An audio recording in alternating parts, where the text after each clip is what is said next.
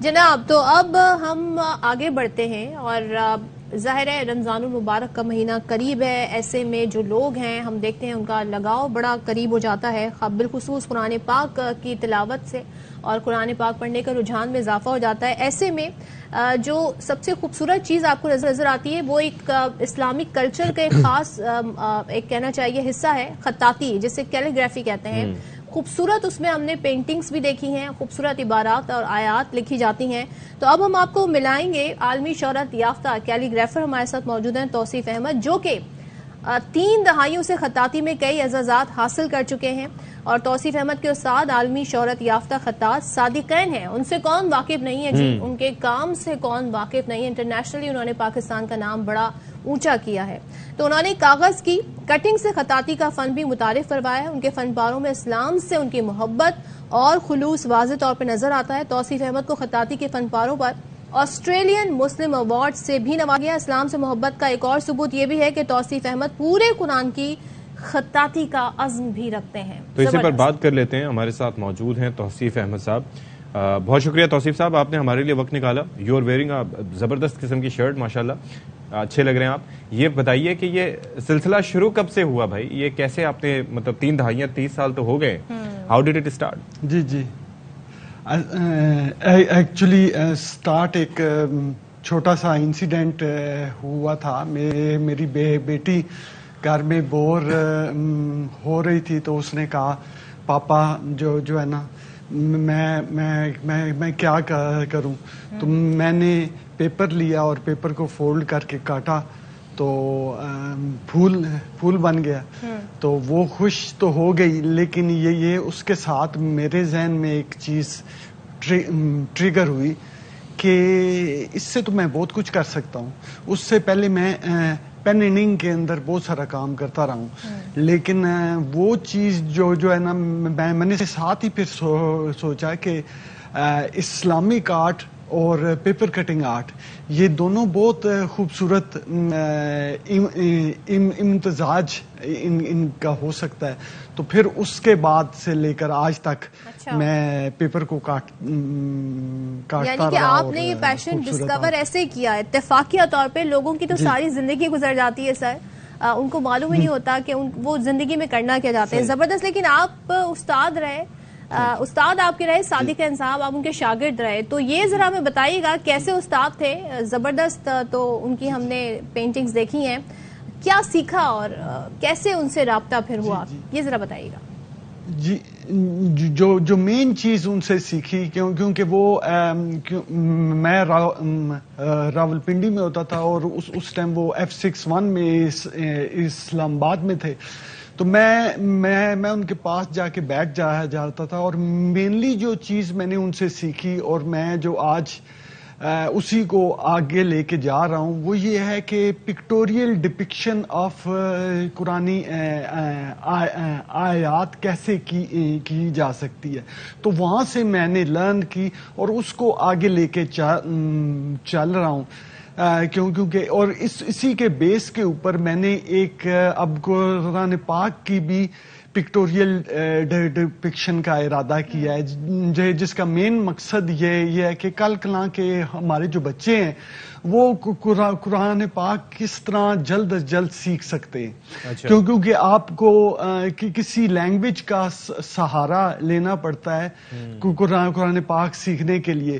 تو آج کا جو دور ہے اسپیشلی میڈیا کا دور, اس دور کے اندر میں جو آرٹ کے ذریعے ویژولی قرآن پاک کو ایسے ڈپکٹ کرنا چاہتا ہوں کہ کل کے بچے جو ہیں وہ آرٹ کو دیکھیں اور قرآن پاک سمجھ لیں. اچھا, اب ذرا یہ بتائیں کہ یہ آسٹریلیا سے آپ کا کیا وہاں کا سفر کیسے رہا تھا, اور ہمیں پتہ چلا کہ آپ کو وہاں سے ڈیپورٹ کیا جا رہا تھا, یا کیا معاملہ کیا تھا اس سے متعلق, اور اس آرٹ نے آپ کی وہاں کیسے ہیلپ کی, یہ ذرا ہمارے ناظرین کو بتائیے.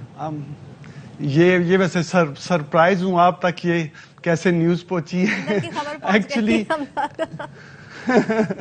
ایکچولی جو ہے نا 2 دن بعد میرا جو 457 جو ایکچولی لیگل ویزا ہے وہ ختم ہو رہا تھا, اور میں اپنا ٹکٹ کروا چکا تھا 2 دن بعد کا، اور میرا بس ویسے ہی دل کیا کہ ٹھیک ہے 2 دن بعد تو میں جا رہا ہوں. میں نے ایک پیپر لیا اور ایک بہت خوبصورت بلڈنگ کے سامنے جو ہے نا وہاں پہ میں نے ڈرائنگ کرنا شروع کر دی. جب میں نے ڈرائنگ اس کی اپنی کمپلیٹ کی تو میں اس کے اندر چلا گیا اور جا کے میں نے اپنا آرٹ پیس ان کو دکھایا، اور ان کو جو وہاں کے بلڈنگ کے اونر تھے ان کو کہا کہ میں تو جا رہا ہوں، یہ میں آپ کے لیے گفٹ لے کر آیا ہوں. تو وہ اس چیز کو حیران ہوئے، اور جب وہ حیران ہوئے تو میں نے انہوں نے ایک سوال مجھ سے پوچھا، کہتے ہیں کہ جو ہے نا آپ یہ مجھے گفٹ کیوں دے رہے ہیں؟ تو میں نے انہیں سمپل ایک سینٹینس میں کہا کہ 2 دن بعد میں تو جا رہا ہوں، لیکن میں چاہتا ہوں یہاں پہ میرا مارک رہ جائے، کوئی نہ کوئی مجھے یاد کرے کہ میں اس کنٹری میں آیا تھا.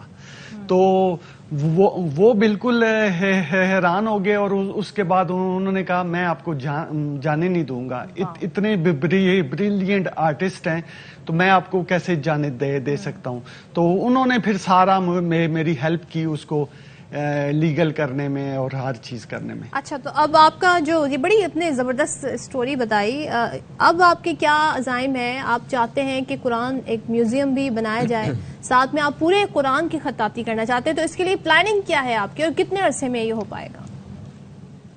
جی ایکچولی خالی خطاطی نہیں ہے، اس خطاطی کے ساتھ میں تھوڑا سا اس کو ایڈیشنلی ایڈ کروں جس سے آپ کو اندازہ ہوگا میں کیا کرنا چاہ رہا ہوں.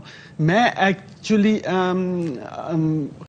اس خطاطی کو پکٹوریلی ڈپکٹ کرنا چاہتا ہوں، اور اس کے لیے ریسرچ ورک ہوتا ہے.